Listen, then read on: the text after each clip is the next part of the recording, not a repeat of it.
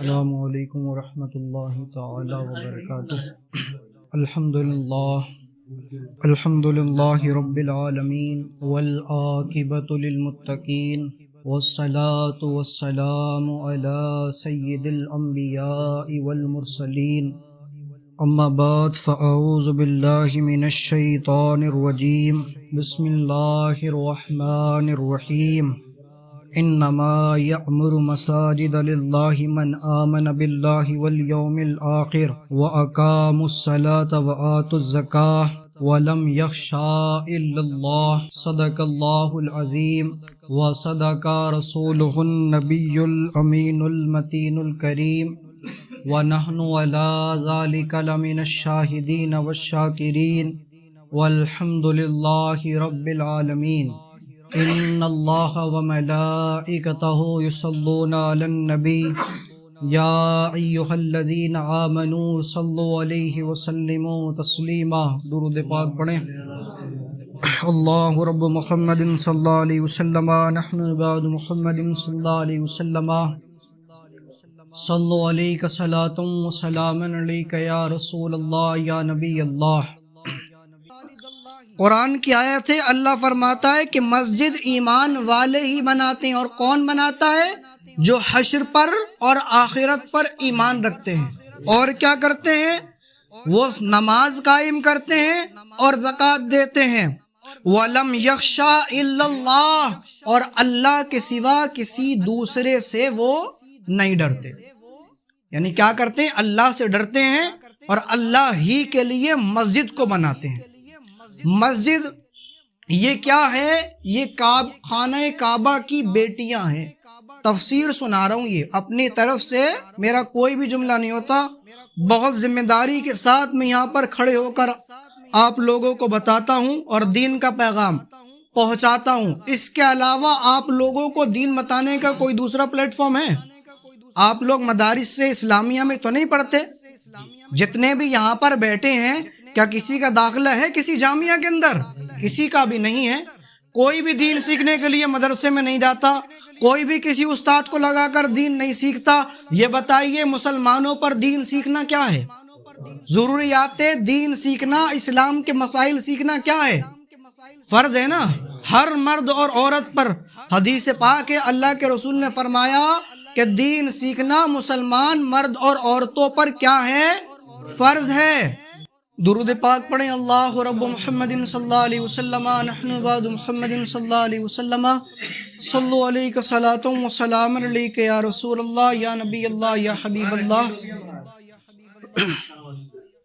تو ہر مسلمان مرد اور عورت پر ضروریات دین سیکھنا فرض ہے۔ اب ہم دین سیکھے کہاں سے؟ ایک یہ جمعے کا ہی دن اور ایک جمعے کا ہی ایسا پلیٹ فارم ہے جو اللہ تعالیٰ نے آپ لوگوں کو علم دین سیکھنے کے لیے فراہم کیا ہے۔ ہاں، خوش بختی کی بات ہے کہ تمام مسجدوں کے امام آپ کو جمعے کے وقت 15-20 منٹ جو بھی ملتے ہیں وہ دین سکھانے کی کوشش کرتے ہیں۔ اس میں بھی آپ لوگ عین خطبے کے وقت آتے ہیں۔ بتائیے کب آتے ہیں آپ؟ بالکل خطبے کے وقت۔ اور بھاگتے کب ہیں؟ امام صاحب اپنی 4 رکعت نماز سنتوں پر ہیں، آپ نے سب لپیٹی، یہ گئے وہ گئے، پتہ ہی نہیں چلا کہاں گئے۔ اتنی خطرناک نماز پڑھتے ہیں۔ امام جو حافظ ہے قرآن کا ہے، احادیث مصطفیٰ کو جانتا ہے، قرآن پڑھنے میں ایک مسجد کے امام سے زیادہ کسی کو مہارت نہیں اس مسجد کے اندر۔ بتائیے حافظ سے اچھا کوئی قرآن پڑھے گا؟ اس سے تیز کوئی قرآن پڑھ لے گا؟ نہیں پڑھ سکتا۔ یوں کہ امام کی بیچارے کی ابھی 4 ہوئی ہیں اور آپ نے ساری لپیٹ دی۔ تو بھائی کون سے مکتب سے آپ حفظ کر کے آؤ، یہ مجھے بتا دو ذرا، کہ اتنی تیز نماز کو لپیٹ کے یہ جاتے ہو جیسے کہ صاحب مسجد جو ہے آپ کو گھیر رہی ہے اور قید خانہ ہے یہ تمہارے لیے۔ حضرت ابو بکر صدیق رضی اللہ تعالیٰ عنہ فرماتے ہیں، ایمان والے کا دل مسجد میں لگتا ہے۔ کس کا دل لگتا ہے؟ ایمان والے کا دل مسجد میں لگتا ہے، اور جو لوگ مسجد میں آنے کے بعد جلدی بھاگتے ہیں ان کا ایمان بہت کمزور ہے۔ کیا ہے؟ بہت کمزور۔ اور اللہ کے رسول نے فرمایا اگر کسی کو مسجد میں زیادہ آتا جاتا دیکھو، مسجد کی خدمت کرتے دیکھو اور اس کو مسجد کے ساتھ ہمیشہ پاؤ، اگر کوئی پوچھے کہاں ہے تو کوئی بتائے کہ وہ مسجد میں ہوں گے، اگر کسی ایسے شخص کو پاؤ تو اس کے ایمان کی گواہی دے دو۔ کیا فرمایا اللہ کے رسول نے؟ ایمان کی گواہی دے دو کہ یہ پکا جنتی مسلمان ہے۔ کس کے لیے کہا؟ یہ جس کا رابطہ مسجد سے سب سے زیادہ ہے، اس کے لیے۔ جو لوگ مسجد سے بھاگتے ہیں، ایک تو ویسی ان کا ایمان کمزور ہے، ان کے ایمان کی گواہی دینے کے لیے مصطفیٰ نے نہیں فرمایا۔ سورہ جمعہ کے اندر جب جمعے کی فضیلت اللہ تعالیٰ نے بتائی نا، تو وہاں پر قرآن میں یہ بھی ارشاد فرمایا کہ لوگوں جب جمعے کی اذان ہو تو اپنا خرید و فروخت چھوڑ دو۔ کیا کرو؟ اپنا خرید و فروخت چھوڑ دو اور مسجد کی طرف دوڑو۔ دوڑنے سے مراد مسجد کی طرف جانے میں جلدی کرو۔ دوڑنا بمانا بھاگنا نہیں ہے۔ یہاں پر کوئی سوچے کہ بھئی بھاگ رہے ہیں اور ہڑدم مچا دی، یہ والا بھاگنا نہیں، بلکہ مسجد کی طرف جاؤ، یعنی جانے میں جلدی اور پہل کرو۔ یہ کس کے لیے کہا گیا؟ ایمان والوں کے لیے۔ ایمان والا یا ایھا الذین آمنو کہہ کر ہی رب نے قرآن میں خطاب فرمایا کہ اے ایمان والو، جب جمعے کی اذان سنو تو مسجد کی طرف دوڑو اور مسجد میں جاؤ، خرید و فروخت بند کر دو۔ حضرت ابو ہریرہ رضی اللہ تعالی عنہ بازار میں تھے، کہاں کے؟ مدینے کے، اور مدینے کے بازار میں آپ کیا دیکھتے ہیں؟ جیسے ہی مسجد کے اندر اقامت ہوتی ہے نماز کی، لوگوں نے اپنا خرید و فروخت بند کر دیا۔ کیا کر دیا؟ خرید و فروخت ایسے ہی چھوڑ دیا، اور چھوڑنے کے بعد فوراً مسجد میں داخل ہو گئے۔ حضرت ابو ہریرہ فرماتے ہیں یہ آیت یقیناً انہی مسلمانوں کے لیے نازل ہوئی ہے۔ کس کے لیے ہوئی ہے؟ جنہوں نے اپنا خرید و فروخت چھوڑ دیا۔ مجھے یہ بتاؤ، آدھے گھنٹے کے لیے تم اپنی مسجد بند کرتے ہو اور یہ سوچتے ہو کہ کاروبار میں جو ہے لاس ہو جائے گا اور ہمارے گراہک چلے گئے، یہ بتا دو دعوے کے ساتھ کہ تمہیں رزق دیتا کون ہے؟ کون دیتا ہے رزق تمہیں؟ کون دیتا ہے؟ اللہ تعالیٰ دیتا ہے رزق، اور اللہ ہی کے ذمے ہے سب کا رزق۔ تو جب اللہ تعالیٰ رزق دے رہا ہے اور اللہ ہی نے تم پر نماز کو فرض کیا ہے، 900 سے زائد مقامات پر آپ کو نماز کا حکم دیا، تم اس کے لیے اپنی تجارت نہیں چھوڑتے؟ بتاؤ، وہ تمہیں پھر بھی مال دیتا ہے۔ اللہ تعالیٰ جب کسی سے ناراض ہوتا ہے نا، اللہ کی ناراضگی بتاؤں کیسی ہے؟ اللہ جب کسی سے ناراض ہوتا تو اپنے سورج کو اس کے گھر میں جانے سے نہیں روکتا۔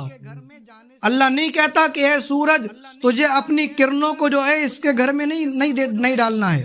چاند سے نہیں کہتا کہ اپنی چاندنی کو اس کے گھر میں مت دینا۔ آکسیجن سے نہیں کہتا کہ اس کے نتنوں میں مت جانا۔ اللہ نہیں کہتا۔ پھر اللہ ناراض کیسے ہوتا ہے؟ اللہ کھانے کے لیے آپ کا رزق نہیں چھینتا، پہننے کے لیے آپ سے کپڑے نہیں لیتا، پھر اللہ کی ناراضگی کیا ہے؟ اللہ کی ناراضگی اگر دیکھنا چاہتے ہو تو اللہ تعالیٰ تم سے سجدوں کی تڑپ چھین لیتا ہے۔ کیا کرتا ہے اللہ جب کسی سے ناراض ہوتا ہے؟ بھائی تم مجھ سے یہ ناراض ہو، یہ مجھے اپنے گھر میں آنے دیں گے؟ مثال کے طور پہ آپ میں سے کوئی میرا دشمن ہو، مجھ سے ناراض ہو، کیا وہ میری انٹری اپنے گھر میں پسند کرے گا؟ نہیں کرے گا نا۔ تو اللہ تم سے ناراض ہے، تمہیں اپنے گھر میں آنے نہیں دیتا، تم سوچ رہو ہم نماز نہیں پڑھتے؟ تم ہو کس کھیت کی مولی؟ تم تو بھاگتے ہوئے نماز پڑھو۔ اللہ تعالیٰ تمہیں چاہتا ہی نہیں ہے کہ تم اس کے گھر میں آؤ، وہ نہیں چاہتا۔ تم ہو کون بھائی؟ تم اور میں کچھ نہیں۔ یہ تو بڑے کرم کے فیصلے ہیں کہ مولا تعالیٰ ہمیں اپنے گھر میں بلاتا ہے اور ہم سے جو ہے اپنے حضور سجدہ کراتا ہے۔ یہ اللہ کی شان ہے پروردگار کی، ورنہ میں اور آپ تو کچھ بھی نہیں ہے۔ یہ مسجد کا کام آپ تمام حضرات کو دکھ رہا ہے، اور اللہ کا یہ مقدس گھر ہے اور اس کی ذمہ داری میری اور آپ کی ہے، اور یہ کام پیسے سے ہوتا ہے۔ میں نے ابھی تک نہیں کہا لیکن اب کہہ رہا ہوں، آپ کتنے لوگ ہیں اس مسجد میں؟ تقریباً کتنے لوگ ہوں گے اس ٹائم؟ ہوں گے 200 یا 100 ہیں؟ یہ 200 لوگ کیا 100 روپے دینے کی طاقت نہیں رکھتے؟ مجھے بتائیے، اپنے بچوں کو گولی اور جنے کیا دنیا بھر کی چیزوں میں 100-200 روپے دن میں ایسی پٹ کر دیتے ہیں۔ لیکن مسجد کے نام پر 100 روپے نہیں نکلتے۔ اگر ہر بندہ جتنے بیٹھے 100 روپے دیں اس مسجد کے لیے تو مسجد کو آپ سے چندہ مانگنے کی ضرورت ہی کب پڑے گی؟ ہفتے میں کیا 100 روپے نہیں دے سکتے مسجد کو؟ مجھے بتائیے کیسے مسلمان ہو؟ 100 روپے ہر بندہ ہفتے میں دے سکتا ہے اس مسجد کو۔ اس مسجد کی کوئی دکانیں مارکیٹ نہیں ہے جامع مسجد کی طرح، جامع مسجد کی طرح اس مسجد کا حال نہیں ہے۔ اس کی کوئی مارکیٹ نہیں، اس کے کوئی کھیت نہیں، کوئی پلازا نہیں ہے، اس کے کوئی آمدنی کا ذریعہ نہیں ہے، کوئی کمیٹی نہیں ہے۔ آپ سوچتے ہو خزانچی صاحب کی گلک بھری ہوگی، نہیں ہے بھائی۔ جتنے پچھلے جمعے دیے تھے اس سے ڈبل لگا دیے مسجد میں، بحمد اللہ، دعوے کے ساتھ کہہ رہا ہوں، ذمہ داری کے ساتھ۔ جتنے آپ نے پچھلے جمعے دیے، اللہ کا گھر ہے اور اللہ غیب سے کام لیتا ہے، جس سے بھی لے رہا ہے وہ، جس سے بھی لے رہا ہے اللہ تعالیٰ وہ لے رہا ہے، اس سے ڈبل لگا دیے۔ اب کوئی ہے آپ میں جو 100 روپے کر کے دینے کی طاقت رکھے اللہ کے گھر کے لیے، میرے لیے نہیں یا کسی اور چیز کے لیے نہیں؟ کوئی بھی نہیں ہے 100 روپے دینے کے لیے۔ آپ دے سکتے ہیں، گلک گھمائیے ان کے گھر جائیے، مصب گلک لے کے جاؤ، ابھی دیں گے 100 روپے، کیا 200 دیں گے؟ درود پاک پڑھیں، اللہ رب محمد صلی اللہ علیہ وسلم، نحن بعد محمد صلی اللہ علیہ وسلم، صلو علیک صلاۃ و سلام علیک یا رسول اللہ۔ اور فضیلت کی بات سنیں، مسجد کیا بتایا تھا میں نے؟ خانہ کعبہ کی بیٹیاں ہیں مسجدیں۔ تو جب اللہ تعالیٰ خانہ کعبہ کو قیامت کے بعد اٹھائے گا، سننے والی بات ہے بہت غور سے، اللہ خانہ کعبہ کو جب اٹھائے گا جنت میں تو خانہ کعبہ کو اللہ پر عطا کرے گا۔ کیا عطا کرے گا؟ پر۔ تفسیر سنا رہا ہوں، احادیث میں ہے، بہت معتبر بات۔ پر عطا کرے گا اور ان پروں میں مسجدوں کو بھی ساتھ میں جوڑے گا، کیونکہ یہ خانہ کعبہ کی بیٹیاں ہیں۔ کتابوں میں لکھا ہے کہ جب خانہ کعبہ اڑان بھرے گا جنت کی تو ایک مسجد روئے گی۔ کیا کرے گی؟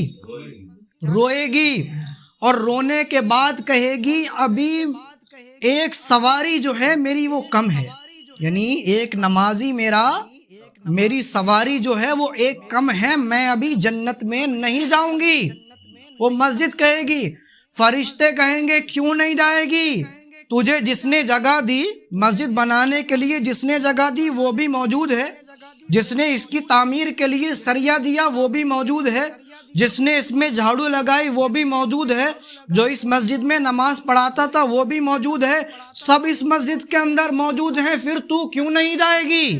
وہ مسجد کہے گی کہ جب اس میری تعمیر ہو رہی تھی تو جب اینٹیں پڑی تھی، اس کا روڑا پڑا تھا، تو ایک شخص نے اپنے ہاتھ سے اینٹ کو اٹھا کر مستری کے پاس کیا تھا، وہ مستری وہ اینٹ اٹھا کر ٹکڑا مستری کے پاس کرنے والا ابھی موجود نہیں۔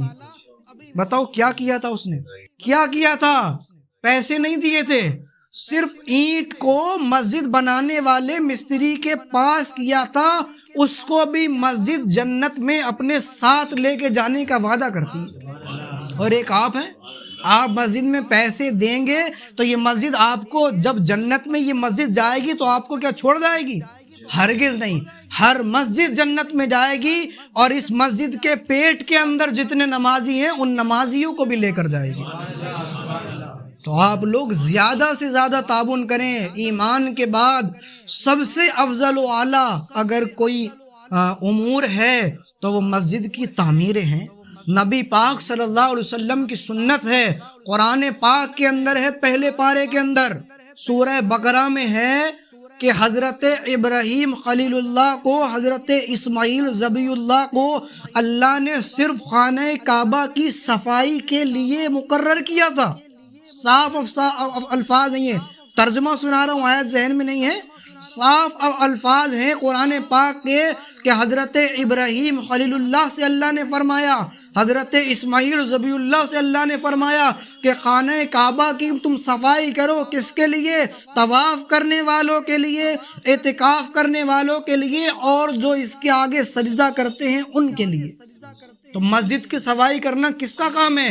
نبیوں کا۔ اور نبی بھی کون سے؟ نبی پاک کے بعد نبیوں میں جو مقام ہے حضرت ابراہیم خلیل اللہ کا ہے۔ حضرت ابراہیم خلیل اللہ بہت جلیل القدر اپنے کیا نام ہے نبی ہیں اللہ کے، اور اللہ نے آپ کو خلیل بنایا، اپنا دوست بنایا ہے۔ ان کی ڈیوٹی اللہ تعالیٰ نے مسجد کی صفائی کے لیے لگائی ہے، اور ایک ہم اور آپ ہے۔ مسجد کی صفائی کو پتہ نہیں کیا سمجھتے، صف کوئی پکڑ لے، آتے نہیں، نماز پڑھ کے ایسے بھاگ جائیں گے، پتہ ہی نہیں سمیٹنے والا کون ہے، بچھانے والا کون ہے، کچھ نہیں پتہ۔ مسجد سے اپنا دل جوڑیے، اور مسجد سے دل جوڑنا، اور حضرت ابوبکر فرماتے یہ ایمان والوں کی نشانی ہے۔ اللہ سے دعا ہے کہ انہیں سننے میں کوئی خطا ہوئی ہو تو مولا معاف فرمائے، ہم سب کو زیادہ سے زیادہ پنجگان نماز بجماعت ادا کرنے کی توفیق عطا فرمائے۔ وآخر الدعوانا ان الحمد للہ رب العالمین۔